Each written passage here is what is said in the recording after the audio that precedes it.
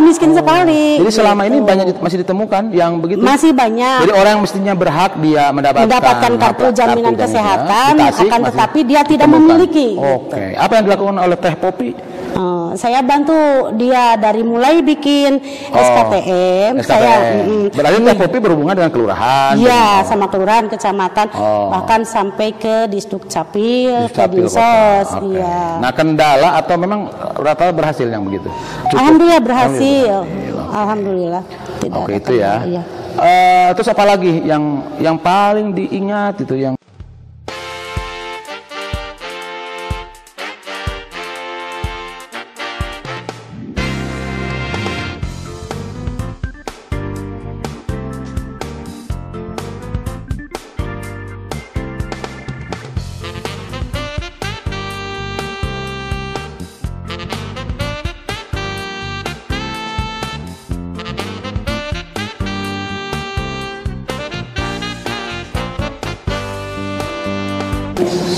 Halo, jumpa kembali di channel YouTube Progressive Initiative bersama saya Nandang Soerman. Dan jangan lupa subscribe, komen, like, share untuk kepentingan kita bersama agar YouTube ini terus berkembang. Nah, pada kesempatan kali ini saya sedang di Tasikmalaya, sebuah kota di kawasan Priangan Timur yang pesat, maju, religius Islami, tetapi banyak persoalan yang kadang-kadang bertentangan dengan nilai-nilai Islami. Nah, saya tidak akan ngebahas itu. Yang kesempatan ini saya bertemu dengan salah seorang aktivis perempuan kelas bawah dalam tanda kutip. Kenapa disebut kelas bawah? Karena dia ini yang selalu berinteraksi memperjuangkan kepentingan perempuan yang kelas bawah, perempuan miskin, kota. Nah, yang seperti itu bergulat dengan berbagai persoalannya. Nah, pagi ini sudah ada Bu Popi, namanya Popi Hindayani. Oke. Selamat siang Bu Popi. Siang. Oke. Jumpa dengan saya. Ini saya ingin Bu Popi. Kenapa sih Bu Popi jadi ceritanya gimana jadi terlibat dengan isu-isu ini pelayanan untuk warga miskin di Kota Tasik? Ya, saya terlibat di masyarakat itu sudah lama, Pak. Sudah lama. Ya, berkecimpung di dunia sosial itu hampir kalau di sosial itu saya hampir 15 tahun lah. Oh, 15 tahun. Ya, di lingkungan tempat tinggal. Ya, kalau di sosial itu. Jadi aktivitas sebagai kader. Iya. Sebagai kalau event politik jadi PPS, enggak. Kalau KPPS ya, kalau jadi kayak tim sukses enggak. Kalau tim sukses enggak, nyalek juga enggak, tapi lebih bergumul di situ. Nah, sekarang yang sedang digeluti apa nih? Yang sedang digeluti itu saya lebih ke membantu masyarakat yang miskin, yang tertindas, Pak. Yang mustadafin, yang tertindas. Untuk hal apa saja? Ya, berupa tindasan bantuan kesehatan, kesehatan, pendidikan, tapi yang lebih fokusnya kepada kesehatan sama bantuan. Jadi kesehatan dan bantuan sosial yang notabene bantuan sosial kita kan sejak reformasi terus bertambah dari sisi jumlah, seiring bertambah juga jumlah warga miskinnya. Nah, dan jangan lupa Tasik itu masih label daerah termiskin. Di Jawa Barat, Iya, termiskin Jawa Barat. Emang banyak sih kemiskinan di Tasik? Banyak, Pak. Apa tadi yang paling pengalaman Teh Popi yang memfasilitasi atau membantu hal apa saja? Yang coba dijelaskan pengalaman selama ini. Kalau lebih kebanyak membantu itu di bidang kesehatan ya, Pak ya. Misalnya kesehatan itu apanya? Karena dia tidak bisa punya duit. Ya, karena dia kebetulan orangnya itu sakit terus harus masuk ke rumah sakit yang jadi kendala dia kan tidak mempunyai jaminan kesehatan. KIS tidak punya. Nah, padahal dia miskin. Iya, miskin sekali. Jadi selama ini banyak masih ditemukan yang begitu. Masih banyak. Jadi orang yang mestinya berhak dia mendapatkan kartu jaminan kesehatan, akan tetapi dia tidak memiliki. Apa yang dilakukan oleh Teh Popi? Saya bantu dia dari mulai bikin SKTM. Berarti Teh Popi berhubungan dengan kelurahan? Iya, sama kelurahan, kecamatan, bahkan sampai ke Disduk Capil, ke Dinsos. Iya. Nah, kendala atau memang rata berhasil yang begitu? Alhamdulillah berhasil. Alhamdulillah. Oke, itu ya. Iya. Terus apa lagi yang paling diingat itu yang dihadapi oleh kelompok warga-warga miskin di Kota Tasik itu? Selain kesehatan? Selain kesehatan, dari bansos juga pernah Pak. Bansos, jadi kan? Bantuan-bantuan sosial itu, apalagi sejak COVID ya. Itu apa saja biasanya yang menjadi kendala atau pengalaman yang kurang menyenangkan dalam hal itu? Yang mungkin menurut saya kalau pengalaman yang kurang menyenangkan itu ada beberapa warga yang tidak seharusnya dapat, dia bahkan mendapatkan, tapi sebaliknya warga yang seharusnya mendapatkan tapi dia tidak mendapatkan. Itu banyak ditemukan. Banyak Pak. Bahkan PNS juga ada Pak yang dapat. Yang dapat PNS ada. Ditemukan. Terus apa kalau menemukan seperti itu Teh Popi apa upaya justru apa saya udah lapor.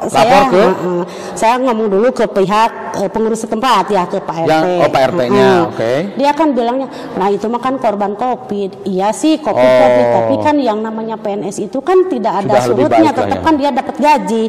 Tapi kalau dampaknya ke masyarakat, walaupun itu PNS dapat kena dampak, tapi lebih dominan ke masyarakat kecil yang lebih harus didahulukan. Cukup banyak ditemukan di sekeliling.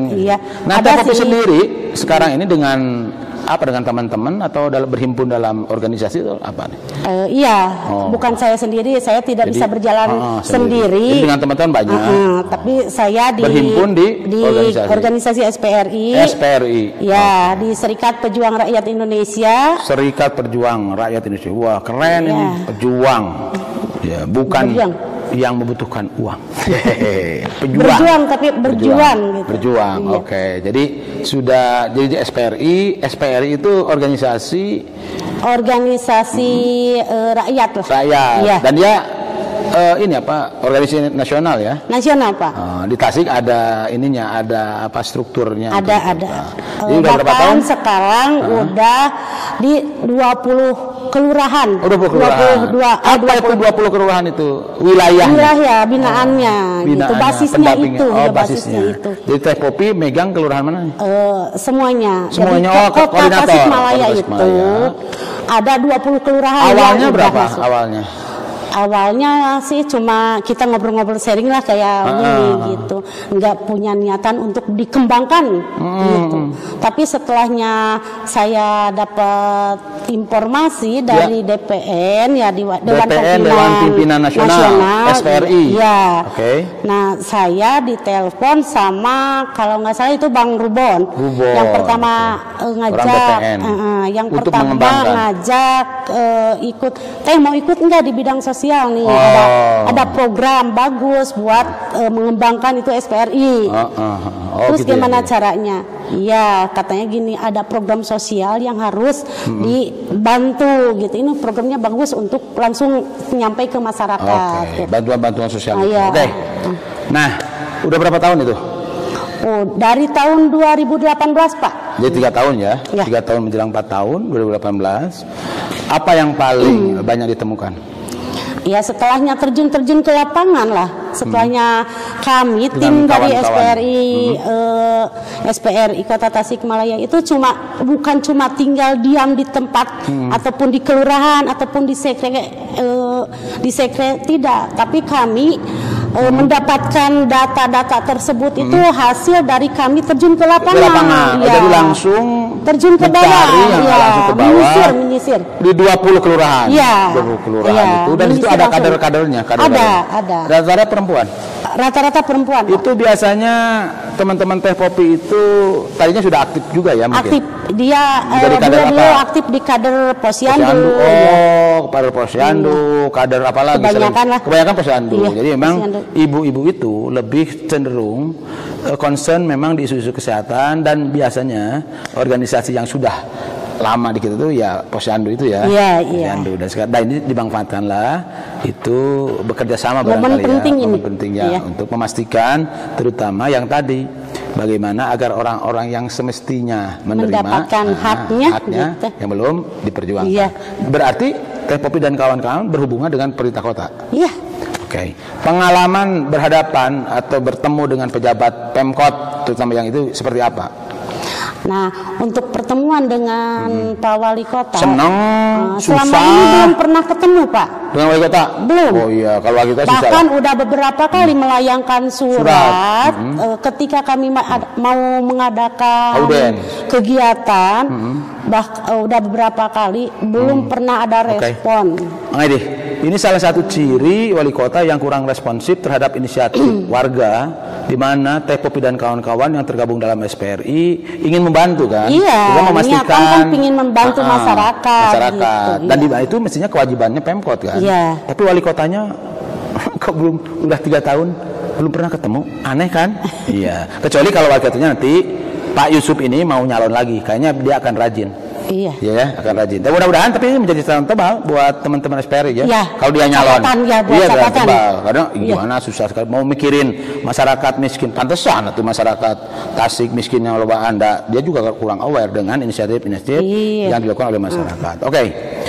Kalau relasi dengan sesama organisasi kan banyak di Tasik itu, LSM atau ormas yang juga di isu itu. Gimana? Ada kerjasama atau seperti apa? Enggak.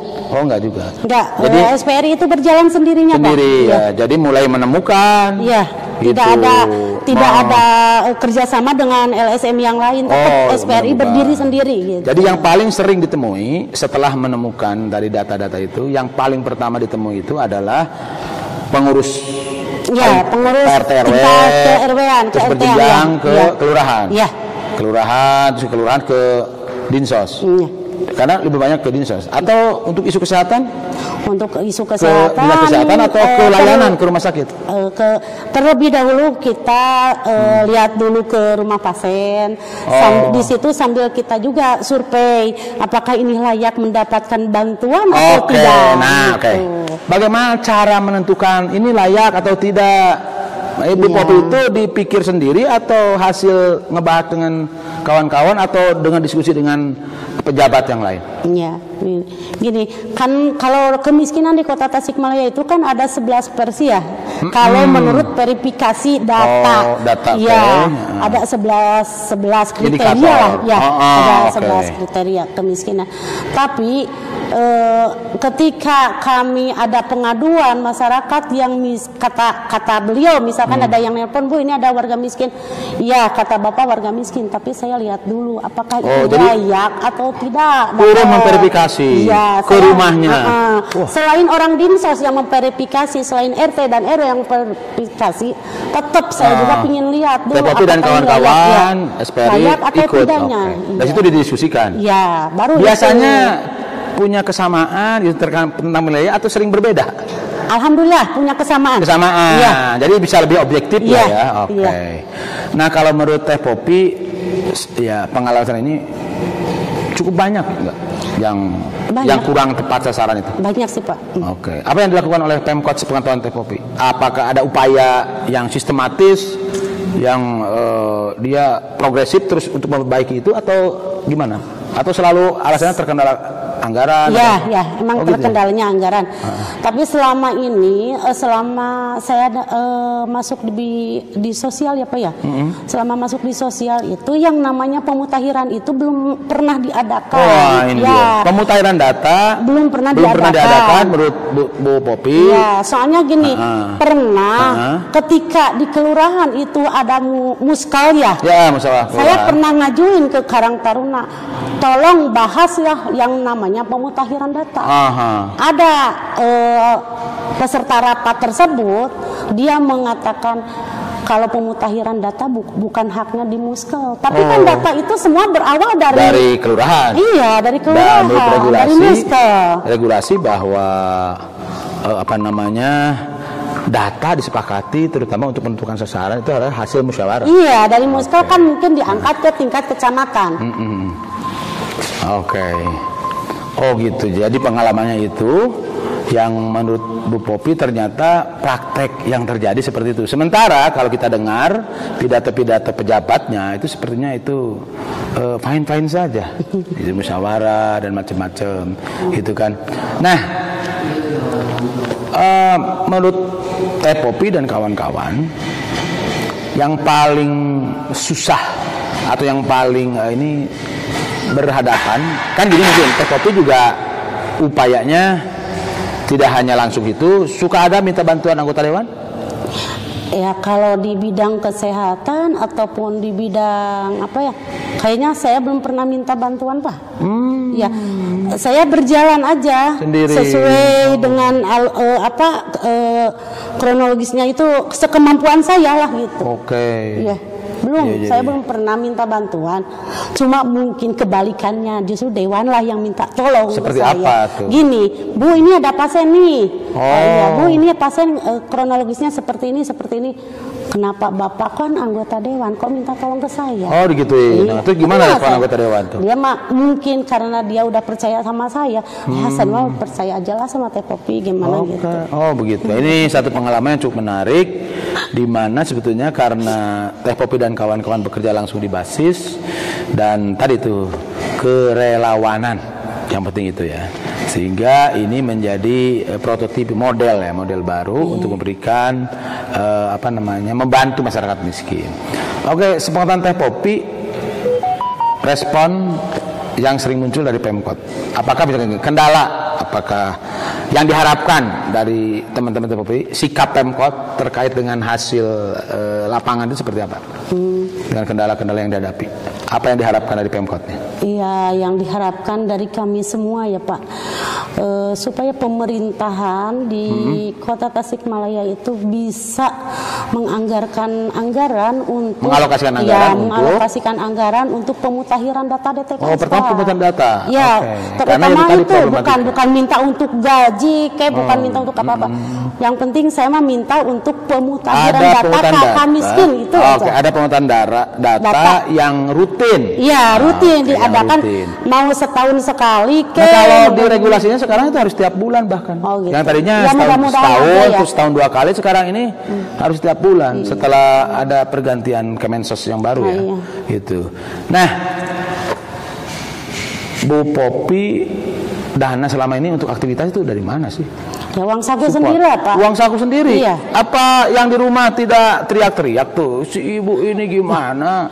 Ya sih, kalau yang di rumah udah tahu aktivitas saya seperti apa, bahkan rata-rata ini ibu rumah tangga atau punya bisnis? Enggak sih, ibu rumah tangga semuanya juga ya. Oke. Tapi suami sangat mendukung. Oke. Atau suaminya anggota dewan gitu? Ya enggak Pak. Enggak ya. Saya kalau jadi anggota dewan enggak mungkin ya. Lebih mungkin. Oh, jadi mungkin lebih gitu ya. Ininya geraknya. Karena punya fasilitas gitu kan. Bisa langsung ngeharewos gitu. Tapi ada rencana untuk mencoba ikut konsultasi di Pileg 2020? Belum Pak, belum ya. Belum ke arah sana. Kalau ada yang nawarin kan sekarang gini, partai itu banyak kesusahan juga untuk rekrutmen bacalegnya untuk kelompok perempuan. Pernah ada yang nawarin nggak? Ngajak? Enggak sih Pak. Enggak ya. Kawan-kawan yang lain? Ya mungkin kawan-kawan yang lain ada sih. Cuma kalau misalkan ada yang ngajak ke saya mungkin bukan mau mikir diri sendiri, tapi saya mungkin memikirkan orang yang banyak lah gitu. Istilahnya, lah saya bisa, tapi boleh nggak kontrak politik sama saya? Apa yang dibayangkan isi kontrak politiknya tuh? Isi yang dibayangkannya itu yang ada. Kita komitmen aja lah. Komitmen buat masyarakat gitu aja.